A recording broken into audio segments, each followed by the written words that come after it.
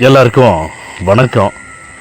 இந்த பதிவில் எதை பற்றி பார்க்க போகிறோம் அப்படின்னா, அதாவது மக்களே, நான் ஏற்கனவே மதியானம் ஒரு பதிவு ஒன்று போட்டிருந்தேன். யாராவது அவங்க தலைவர்களை கடுமையாக விமர்சனம் பண்ணுறதா இருக்கட்டும், மேடைக்கு மேடை ஏறி பேசும்போது நாகரிகம் இல்லாமல் லேடிஸ்லாம் இருக்காங்களே, அது இல்லாமல் இப்போலாம் இந்த சோசியல் மீடியாவாக இருக்கட்டும், யூடியூப் வலைதளங்களாக இருக்கட்டும், எல்லாருமே வீட்டில் உட்காந்துக்கிட்டு நிறைய லேடிஸ்லாம் பார்ப்பாங்களே அப்படின்னு கொஞ்சம் கூட கூச்சனாச்சு இல்லாமல் அவரவர் விரும்பிய தலைவரை பற்றி மேடைக்கு மேடை ஏறி எவன் திட்டினாலும் சரி, எவன் பேசினாலும் சரி, நீங்களும் அதே மாதிரி மேடைக்கு மேடை ஏறி பேசுங்க அப்படின்னு நான் சொன்னேன். ஏன்னா அவன் பேசி திட்டும்போது நீங்கள் அங்கே போய் கலாட்டா பண்ணுறது, பிரச்சனை பண்ணுறதெல்லாம் பண்ணணும்னா, யார் போய் கலாட்டா பண்ணுறீங்களோ தலைவர் மேலே அக்கறைப்பட்டு அவங்க தான் கேஸ் வாங்கிட்டு உள்ளே போகணும்.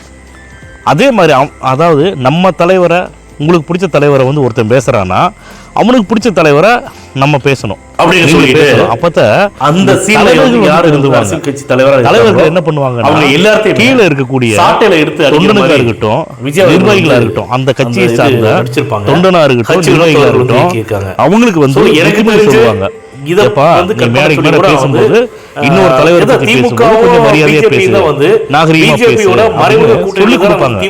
சில ஜென்மங்கள் சில நாடுகள் சாப்பிடும் ஜென்மங்கள் இருக்குது, அதுக்கெல்லாம் என்னதான் பேசினாலும் நாகரிகமா பேசுங்கன்னு சொல்லி வாயில மத்திய அரசு. உதாரணத்துக்கு நாம் தமிழர் கட்சியில சொல்லியிருப்பாங்க, அந்த ஒருங்கிணைப்பாளர் என்ன படத்துல நடிக்கிறாரு, அரசியல் ஏற்பட்ட வேலை இருக்குது, நிறைய வேலைகள் இருக்கு, சில விமர்சனம் பண்ண போறோம், இனிமே யாரும் விஜய் விமர்சனம் பண்ணாதீங்கப்பா அப்படின்னு சொல்லி குறுக்காம்போக்கில் பேசிட்டு போயிட்டாரு.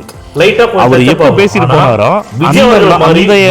அன்றைய நாள்ல பாத்தீங்கன்னா அந்த சாக்கடை விரும்புறதுல அவன் தான் வளைச்சு அவனோட யூடியூப் சேனல் வளைச்சு விஜய் அவர்களை கடுமையாக விமர்சனம் பண்றது, மேடைக்கு மேடை ஏறி தகாத வார்த்தை பேசுறது, கெட்ட வார்த்தை பேசுறது, கேவலமா பேசுறது, அதாவது அரசன் எவ்வளவோ குடிமக்கள் அவ்வளவுங்க மாதிரி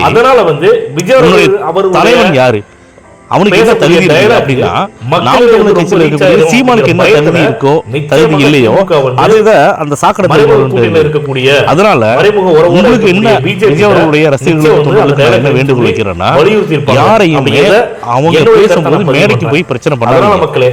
நீங்க போன்லயோ நீங்க ஒரு மேடை கிடைச்சுன்னா அந்த மேடை மூலமா பதிலடி கொடுக்க.